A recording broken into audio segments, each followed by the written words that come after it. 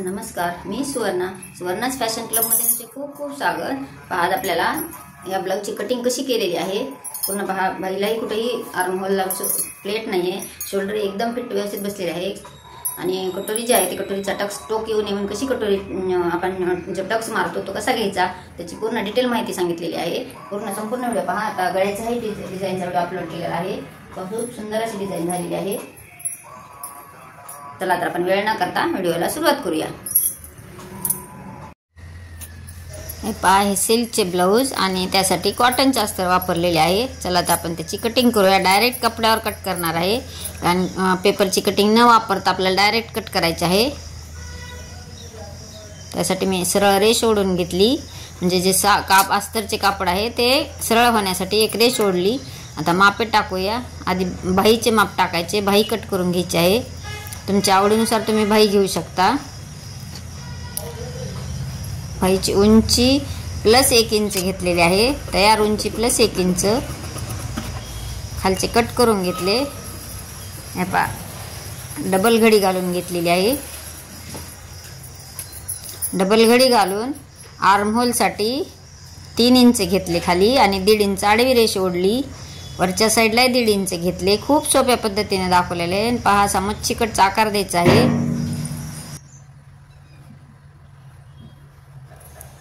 हे पास या पद्धतीने मच्छी कटचा आकार देऊन घेतला। आता खालचे आपण दंडघेराचे माप टाकूयात। दंडघेर 5 इंच आहे आणि प्लस शिलाई मार्जिन। फिटिंगची जी आहे रेष सरळ ओढून घेतली। आता आपण जसे आखले आहे त्या पद्धतीने कट करून घ्यायचे।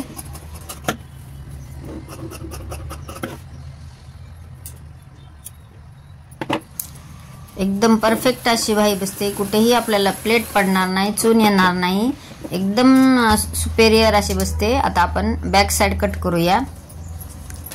बॅक साइड साठी आपल्याला शोल्डर टाकले मी 5 इंचाचे, त्याच्या खाली मोंडा घ्यायचा 5 इंचाचा। आता छातीचे माप टाकूया 8 इंच आणि त्याच्या पुढे तुम्हाला 1.5 इंच किंवा 2 इंच शोल्डर, मी 1.5 इंच शोल्डर घेतलेले आहे। आता गळा उंची ब्लाऊज उंची टाकली मी 13 इंच, एक रेष ओढून घ्यायची। आता फिटिंगचे माप घ्यायचे 7 इंच, तुमचे जेवढे माप असेल तेवढे 1 इंच टक्स साठी आणि 1.5 इंच शिलाई मार्जिन साठी। आता हे दोन्ही पॉइंट आपण जोडून घ्यायचे। 1.25 इंचावर एक निशाणी केलेली आहे। आता जो आर्महोल साठी चौकोन बॉक्स टाकलेला त्याचा मध्य केला आणि हे तिन्ही पॉइंट आपल्याला जॉईन करून घ्यायचे। म्हणजे फिटिंगचे माप 1.25 इंचाचे एक क्रॉस मध्ये आपण माप टाकले ते आणि मध्य काढून घेतलेला। हा भाग कट करून घ्यायचा। मी जो बॅक साइडचा जो गळा आहे त्याची डिझाईन बनवायची आहे, त्याचाही डिझाईनचा गळा जे आहे डिझाईन त्याचाही व्हिडिओ अपलोड केलेला आहे, पाहायला नसेल तर नक्की पहा। खूप सुंदर अशी डिझाईन झालेली आहे, साडीचा कपडा वापरलेला आहे आणि डिझाईन बनवलेली आहे। तुम्ही पाहिले नसेल तर नक्की पहा। आपली बॅक साइड कट करून झाली। आता आपल्याला फ्रंट साइड कट करायची आहे। आता आपण जी बॅक साइड कट केलेली आहे ती जशीच्या तशी आखून घ्यायची।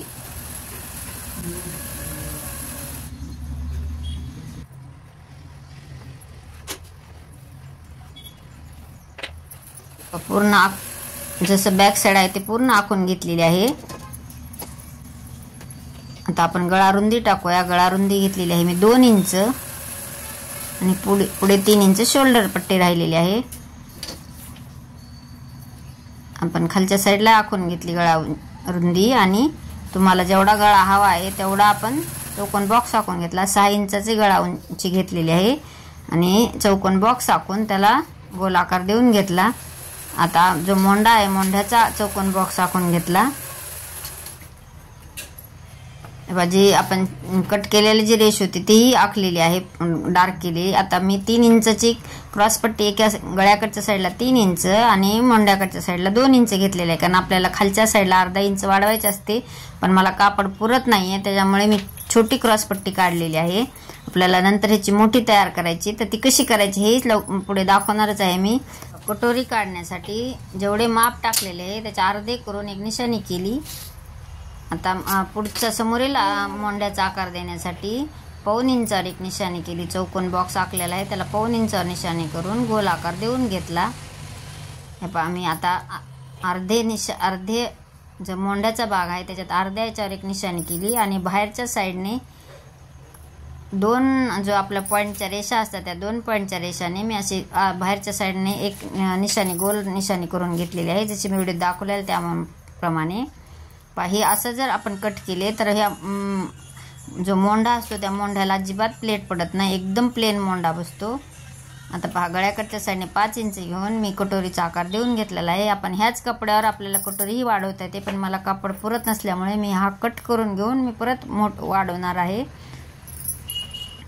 गळ्याकडच्या साईडला जर कापड मोठे असते तर आपण ह्याच्यावरच कट केले असते, पण मला कापड पुरत नसल्यामुळे मी कट करून घेऊन परत कटोरी जी आहे ते वाढवणार आहे आणि क्रॉस पट्टीही वाढवणार आहे.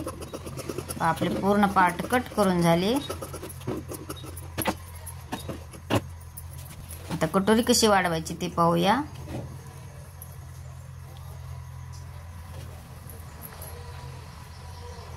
क्रॉस कपड्यात ठेवायची कटोरी, कधीही ठेवताना क्रॉस कपड्यात ठेवायची आणि जशी आखली आहे जशी कट केली आहे तशी आखून घ्यायची.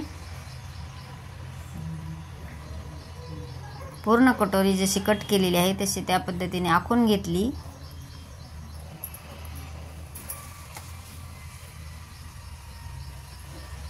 आता जे कट केलेला भाग आहे ते काढून घ्यायचा आणि खालच्या साईडला 2 इंच, गळ्याकडच्या साईडला अर्धा इंच. आता बरोबर कापड अर्धा इंचाचीच शिल्लक आहे आपले, त्यामुळे अशी ती क्रॉसमध्ये रेष ओढून घेतली.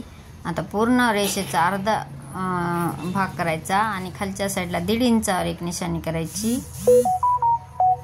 आणि असे क्रॉसमध्ये दोन्ही रेषा आपले तिन्ही पॉईंट जोडून घ्यायचे. तर आपली ही कटोरी तयार झाली, खूप सुंदर बसते. आता तुम्ही ह्याची कटोरीचा टक्स कसा मारायचा हे पाहायचे असेल तर तुम्ही 2 भागात मी हा व्हिडिओ बनवणार आहे, कटाई वेगळी आणि शिलाई वेगळीचा. तर तुम्ही स्किप करत जाऊ नका, म्हणजे व्हिडिओ तुमच्या संपूर्ण लक्षात येतात. आणि कटोरीचा टक्स कसा घ्यायचा, टोक येऊ नये म्हणून कोणती पद्धत वापरायची हेही मी व्हिडिओमध्ये सांगणार आहे. आपली कटोरी जी आहे ती कट करून झाली. आता सगळे पार्ट आपल्याला जे मेन फॅब्रिक आहे त्याच्यावर ठेवून कट करून घ्यायचे. थोडेसे एक्स्ट्राच कट करायचे, म्हणजे आपल्याला शिवताना इकडे तिकडे होत नाही, त्याच्यामुळे थोडे थोडे एक्स्ट्रा ठेवून कापड कट करून घ्यायचे. खूप सुंदर आणि एकदम फिनिशिंगने ब्लाउज तयार होते. आता हे ब्लाउज पटकन शिवण्यासाठी कोणती ट्रिक वापरलेली आहे हेही पुढे दाखवणारच आहे मी. तर तुमचे ह्या पद्धतीने तुम्ही जर माझ्या पद्धतीने जर केले तर तुमचे कट करता करताच अर्धे ब्लाउज शिवल्या जाते. त्याच्यामुळे एकदम सोपी पद्धत आणि खूप पटकन होण्यासारखे ब्लाउज आहे. पहा माझे सगळे पार्ट कट करून झाले.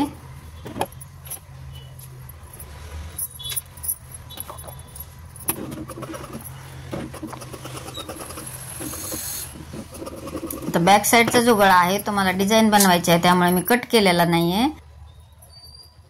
माझी क्रॉस पट्टी आहे ती क्रॉस पट्टी मी 1 इंचाने मोठी ठेवून परत आकार वरच्या साईडला कट करून घेतले. म्हणजे आपल्याला जे कपड्यावर वाढवून घ्यायची होती 1 इंचाच्या शिलाईसाठी, तर ती कापड शिल्लक नसल्यामुळे मी छोटी कट करून आता परत नंतर वाढवून घेतलेली आहे. सगळे पार्ट कट करून झाले. आता आपल्याला ह्याला फेविकॉलच्या साह्याने किंवा फॅब्रिक ग्लूच्या साह्याने आपल्याला चिटकून घ्यायचे. तर चिटकवण्यासाठी पहा मी कसे ठेवलेले आहे, म्हणजे एकाच साईडचे पार्ट होऊ नये याच्यासाठी असे जसे मी व्हिडिओ दाखवलेले आहे त्याप्रमाणे समोरासमोरील भाग ठेवून घ्यायचे आणि असा पूर्ण साईडला एकदम छोट्या छोट्या डॉट डॉट डॉट डॉट देत मी चारी साईड पूर्ण ह्याला फेविकॉल लावून घेतलेला आहे.